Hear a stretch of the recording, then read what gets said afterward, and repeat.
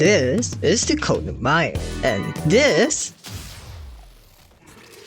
is its insane toxin damage over time effect.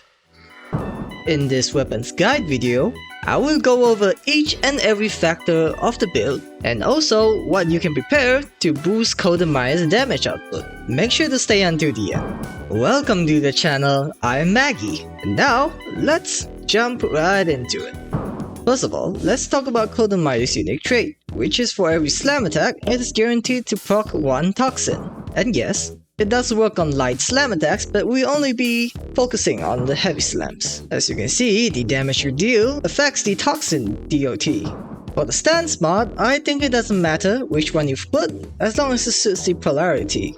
But for the arcane, we've gone with melee affliction, since the heavy slam attacks also lifts the enemy, making it triggering melee afflictions, giving us a whopping 13 stacks of toxin in one hit. Naturally, we would go for Galvanize Elementalist, as its status damage increase really makes a big difference.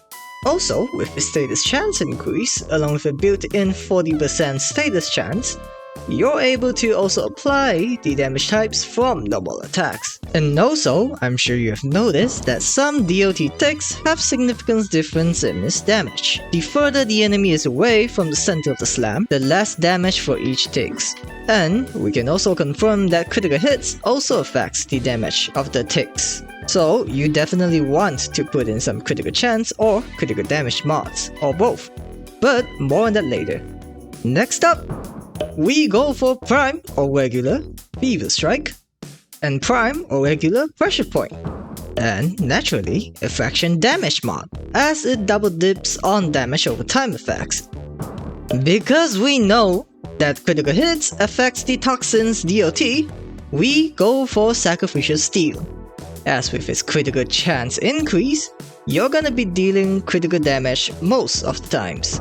Organ Shatter for more critical damage, and then Seismic Wave, as this almost triples the damage. It is a must. But now, in the last mod slot, it's actually quite complicated.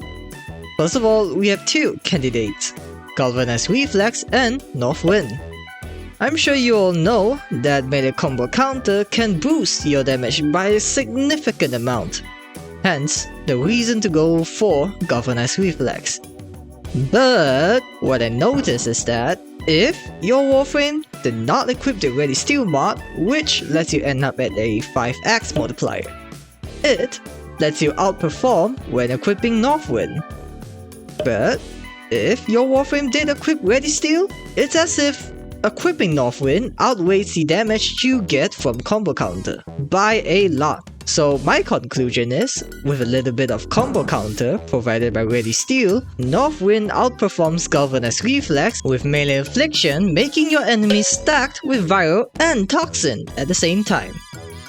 And this is the full Coda Mire's build. My mods are not fully ranked, so you can expect even more damage from fully ranked ones. Now, let's get into some other factors that you can boost this damage up even more.